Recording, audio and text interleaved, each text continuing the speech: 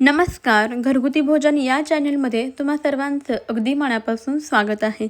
तर कधी-कधी ना आपल्या घरामध्ये भाजीला काहीच नसतं आणि अशा वेळेस काय बनवायचं ते आपल्याला सुचत नाही. त्यामुळेच ही रेसिपी आज मी तुमच्यासोबत शेअर करते. अगदी 10 मिनिटांमध्ये ही भाजी तयार होते, झटपट तयार होते आणि खायलासुद्धा तितकीच चविष्ट बनते. महत्त्वाचं म्हणजे अगदी आपल्या घरामध्ये उपलब्ध असणाऱ्या साहित्यांमध्ये तयार होते. चला तर काय बनवायचे ते पाहूया. त्या अगोदर तुम्ही जर घरगुती भोजन चॅनलवर प्रथमतः आला असेल किंवा चॅनलला अजूनही सबस्क्राईब केले नसेल तर पटकन सबस्क्राईब करा. तर सर्वात अगोदर तर इथे आपल्याला कांदा घ्यायचा आहे. कांदा छान बारीक बारीक असा चिरून घ्यायचा आहे. सोबतच टोमॅटो घेतलेला आहे. टोमॅटोसुद्धा आपल्याला बारीक बारीक चिरून घ्यायचा आहे. पहा इथे आपण कांदा, टोमॅटो, कोथिंबीर बारीक चिरून घेतलेला आहे आणि आलं लसूण ठेचून घेतलेलं आहे. हवं तर तुम्ही त्याची पेस्टसुद्धा बनवून घेऊ शकता. आता लगेच गॅसवरती कढई ठेवूया. कढई गरम झाली की त्यामध्ये घालायचं तेल. तेल व्यवस्थित गरम झालं की यामध्ये घालायचं 1 छोटा चमचा मोहरी, सोबतच 1 छोटा चमचा जिरे.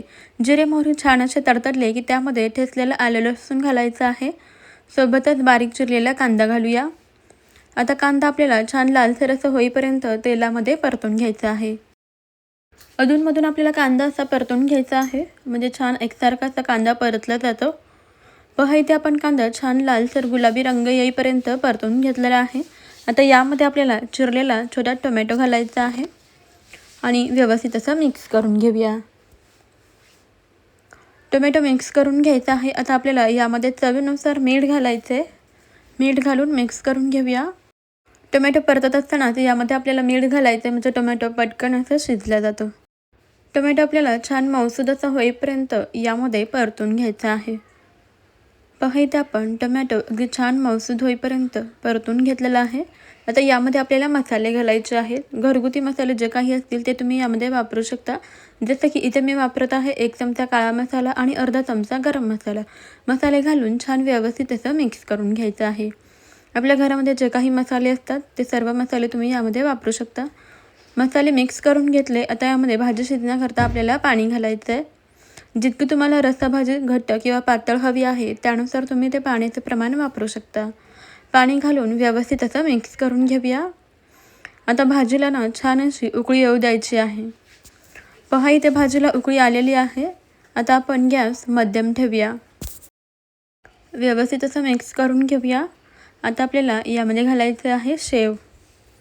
तर आज इथे आपण अगदी झणझणीत अशी काळ्या मसाल्यातील शेवभाजी बनवतोय.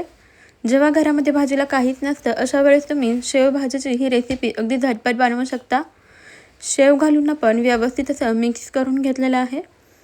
आता भाजी आपण 3 ते 4 मिनटं व्यवस्थित शिजवून घेऊया. शेवभाजी शिजण्याकरता जास्त वेळ लागत नाही.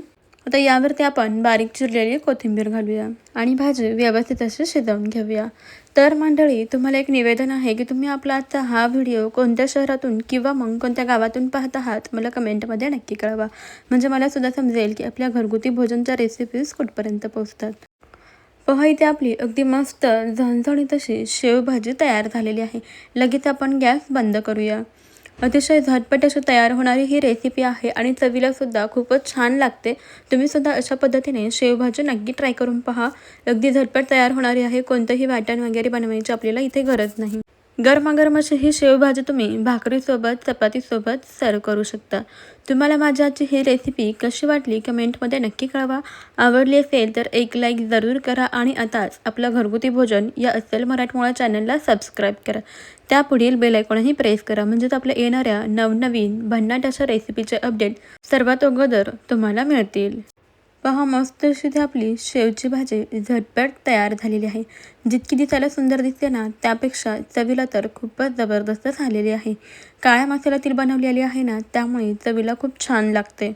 तुम्हीसुद्धा ही रेसिपी नक्की ट्राय करून पहा किंवा तुमच्याकडे शेवभाजी कशी बनवतात मला कमेंटमध्ये जरूर कळवा. चला मग मंडळी, आपण भेटूया आपल्या पुढच्या नवीन अशा रेसिपीमध्ये. तोपर्यंत खात रहा, मस्त रहा आणि सर्वात महत्त्वाचं म्हणजे हेल्दी रहा. आजचा व्हिडिओ शेवटपर्यंत पाहिलात त्याबद्दल तुम्हा सर्वांचं मनापासून धन्यवाद.